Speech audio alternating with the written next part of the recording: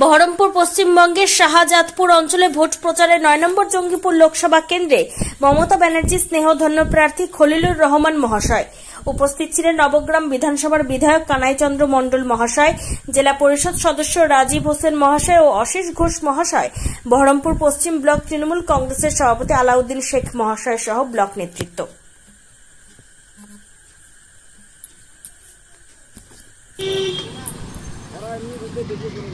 আমরা পেয়ে গেছি প্রচারে সরাসরি নবগ্রাম বিধানসভা বিধায়ক কানাইচন্দ্র মণ্ডল মহাশয়।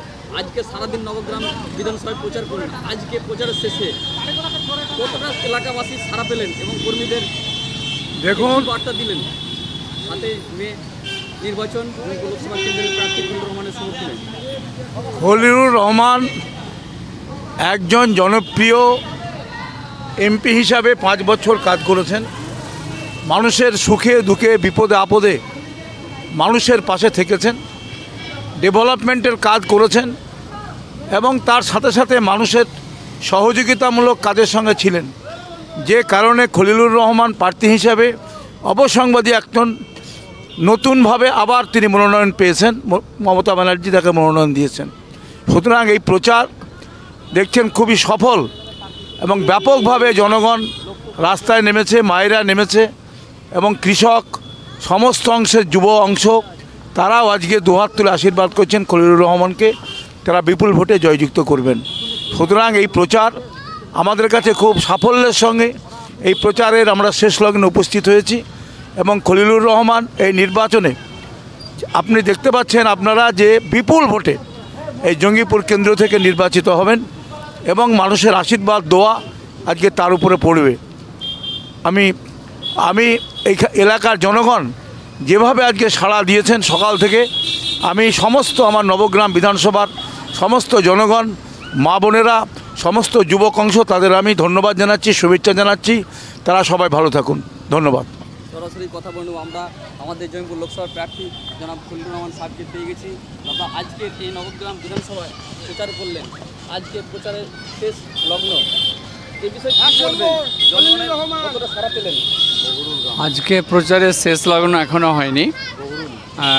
বিষয় হচ্ছে যে আমরা সকাল থেকে নবগ্রাম ব্লকে আমরা বিভিন্ন পঞ্চায়েতের মধ্যে আমরা রোড শোয়ের মাধ্যমে আমরা প্রচার করছি।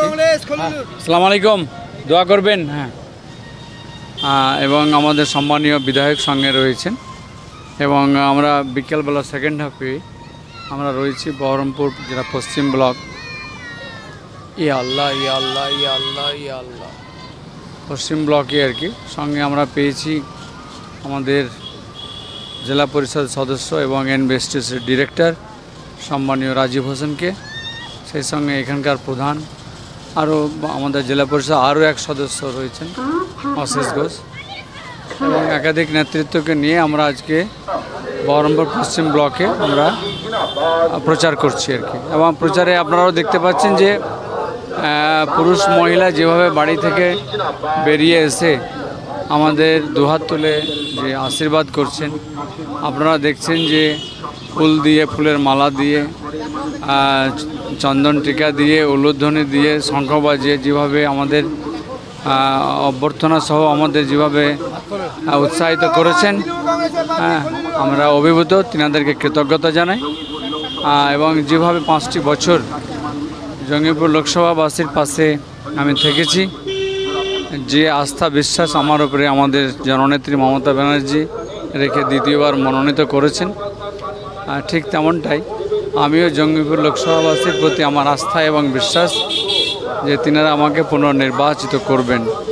এবং শুধু নির্বাচিত করার পরে আমার মুখ্য কাজ জঙ্গিপুর লোকসভাবাসীর পাশে থাকা, বিশেষ করে আপদে বিপদে মানুষের পাশে থাকা, সেই সঙ্গে স্বাস্থ্য, শিক্ষা সহ একাধিক যেগুলো কাজ আমার মনের মধ্যে রয়েছে সেগুলোকে এই এলাকার মানুষের উন্নয়নের জন্য বাস্তবায়িত করাই হচ্ছে আমার কাজ হবে আর কি।